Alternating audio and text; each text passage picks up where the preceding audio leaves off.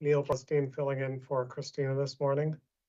This is Development Review Committee, March 25th. We have one item, DPA Willow Manor at Clarksburg. I guess so you, Katie.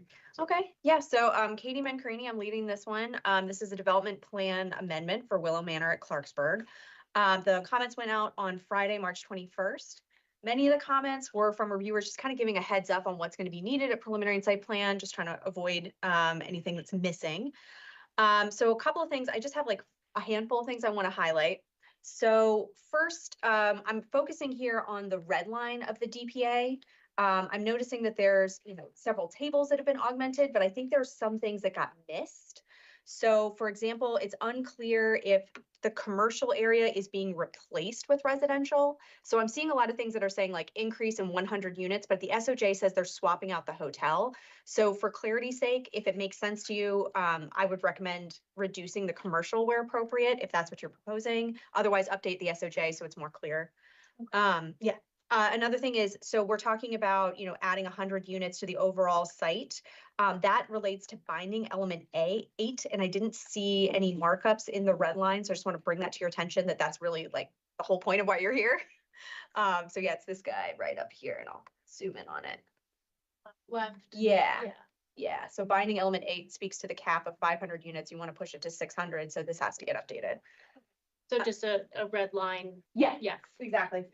And then obviously like updating it with the final polished version. Another thing I wanted to mention too, related to that, is the findings in the SOJ need to expand on compliance with the 1994 Clarksburg Master Plan. There were a lot of talks about like a certain mix of units and achieving that. And so we just want to make sure that this upholds that. Right now, I think the finding just kind of says it does, but like how, and maybe use some citations, that kind of thing. Also, it would be really helpful with the SOJ if you provided a summary of previous approvals. They don't have to be long, but just kind of telling us how we got here and how many approvals we've had previously. MCDOT has comments on binding element 7. This speaks to planned roadway 8307, which is supposed to be an open section arterial road with wide green edges.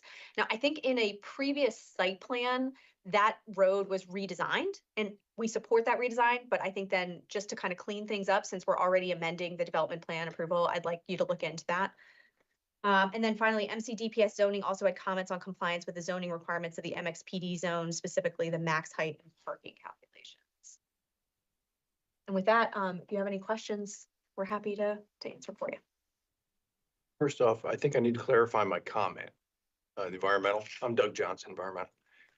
I think I made the comment, you have to submit an NRIFSD and then followed by an FCP. I believe was my statement. An amendment to CP may be required at the time of preliminary and or site plan. Okay, that's what I was gonna clarify too, was that you have to amend the FCP. Later or when? Not with the DPA, but when development plan actually comes in, the amended site plan or it'd be an amended site plan, right? Yeah, you wouldn't have to do a preliminary plan. But when that development plan comes in, then you'll have to amend the FCP with it. We have our engineers on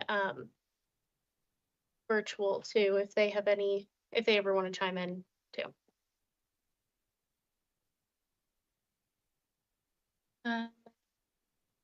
So any other comments before okay.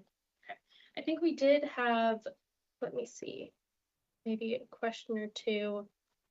So on the planning comments 1D about the maximum population proposes approximately 3,800 people. I guess we're wondering what exactly you would like to see that amended to, because like how it relates to the plan within the larger development plan, and how you want us to kind of track how the overall plan is expanding. And this may be something we look into together. Okay. So here's why it came up on my radar. What I'm seeing before me is a proposal to increase the residential units. And if this has a cap at a residential, like number of residents, to me that says that number should also increase. Now, for some reason, this number was larger than the amount of units, like maybe you don't need to, but so we'd really like you to look into the methodology for how this was calculated in the first place and see if that needs to change as well. Yes, we can definitely do that. Great. And if you need help, let me know. We can figure that out. There's so much lore and history in this site. It's just like layer after layer of approvals. Okay. Scott, Ted, do you have any technical questions? No, Hi, I think we're good with that. If they're willing to help us with the population, because that also comes back to 1A, 1B, and 1C in terms of the yield and the density and everything. So all those A, B, C, D, and D are all kind of tied together, so we can work through those together. Great.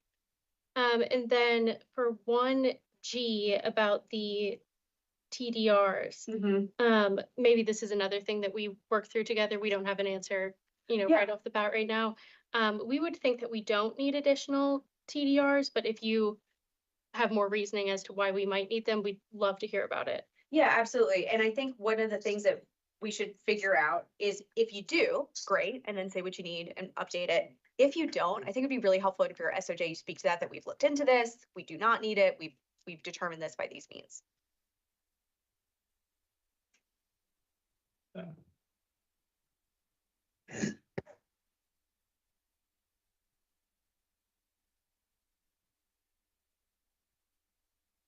don't think I have any other questions. Okay, then I can go into the schedule if you like. Yeah, that would be great. Yeah, okay.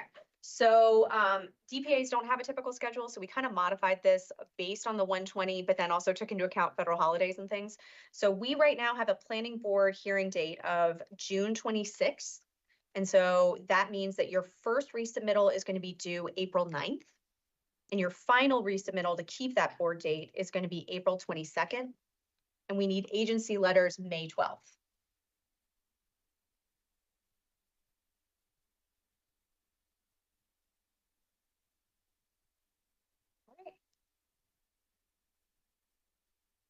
Okay. Scott, Thanks, Jake, everyone. anyone from Kirby? Anything more?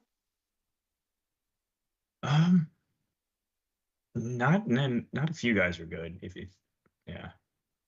Okay, great. Sure. Kelly, we don't have anything either. Thank you. All Thank right. you. Sounds good. Thanks, everyone. See you next time. Thank you.